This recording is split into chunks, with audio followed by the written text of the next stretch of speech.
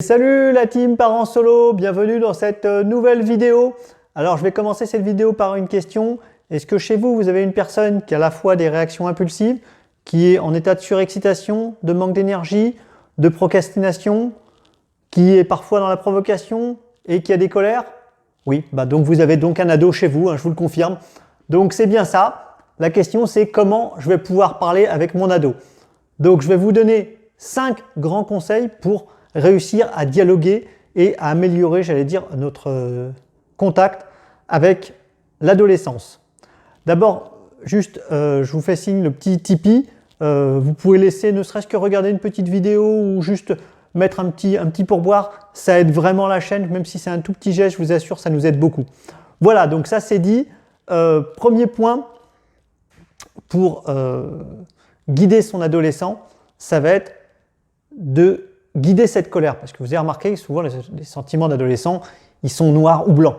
Donc l'idée, ça va être un petit peu de nuancer ça en amenant la colère, en la guidant et en la reconnaissant. On a parfois tendance à réagir de manière assez brusque, nous aussi, parce que la façon dont c'est amené est brusque.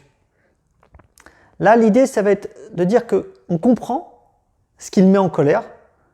Toutefois, on n'accepte pas, j'allais dire, la façon dont elle est exprimée et les actes qui peuvent être liés à ça. Donc il faut à la fois être ferme sur la non-acceptation des actes et en même temps accepter que votre adolescent ressente de la colère. Le deuxième conseil qui peut aider aussi dans le dialogue, c'est lui laisser le choix du temps. Vous avez remarqué, votre adolescent, il a, j'allais dire, des phases.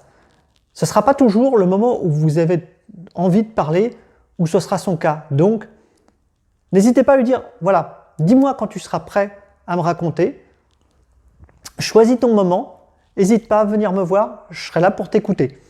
Donc, laissez-lui le choix de revenir vers vous. Troisième conseil, vous allez aussi avoir, face à votre adolescent, toute une série, j'allais dire, d'arguments négatifs. Je ne suis pas capable de le faire, j'ai trop peur, toute la collection.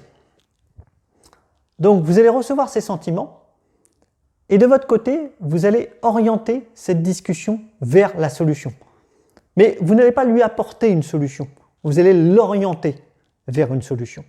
Par exemple, vous allez avoir des phrases du style quelle méthode pourrait fonctionner à ton avis pour résoudre ce problème? Il a certainement beaucoup d'idées, mais il n'a pas réfléchi à ce mode solution. Il est resté ancré sur « il y a un problème ».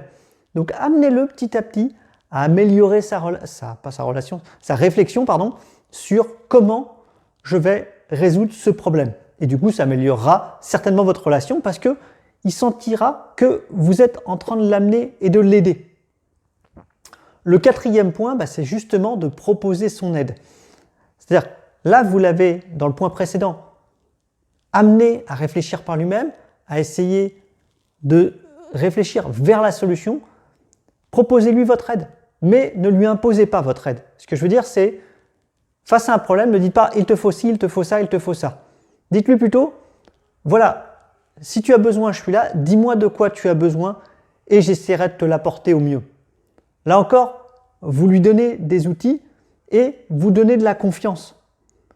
Vous lui faites confiance pour, j'allais dire, choisir l'aide qui sera la plus utile pour lui. Cinquième conseil, c'est 2 conseils en un, c'est remercier et rassurer. C'est pas toujours facile quand on est adolescent de parler aux parents. Donc, si votre ado s'est livré à vous, remerciez-le d'avoir fait ça. Remerciez-le. Et n'hésitez pas à lui dire que vous lui faites confiance. Une phrase du style « merci de m'avoir confié cela », ça a l'air de rien dans une conversation, mais je vous assure que ça améliore énormément les relations que vous allez pouvoir avoir avec votre ado. Parce que même si ça ne porte pas ses fruits dans les 2 premiers jours, petit à petit, ça peut améliorer la confiance. Et puis, il va voir qu'à travers les 5 conseils que je vous ai donnés, finalement, ces problèmes se résolvent, mais ce n'est pas papa-maman qui a résolu le problème, c'est lui ou elle qui a résolu le problème grâce à votre aide. Et donc, il n'hésitera pas à revenir vers vous et en même temps, ça l'aide à se construire pour aller plus loin dans sa vie. Voilà mes petits conseils pour parler avec son ado. J'espère que ça vous a plu. Comme d'habitude, vous avez le gros pouce bleu. Et puis je vous retrouve la semaine prochaine pour une nouvelle vidéo sur la team Parents Solo. Salut, salut!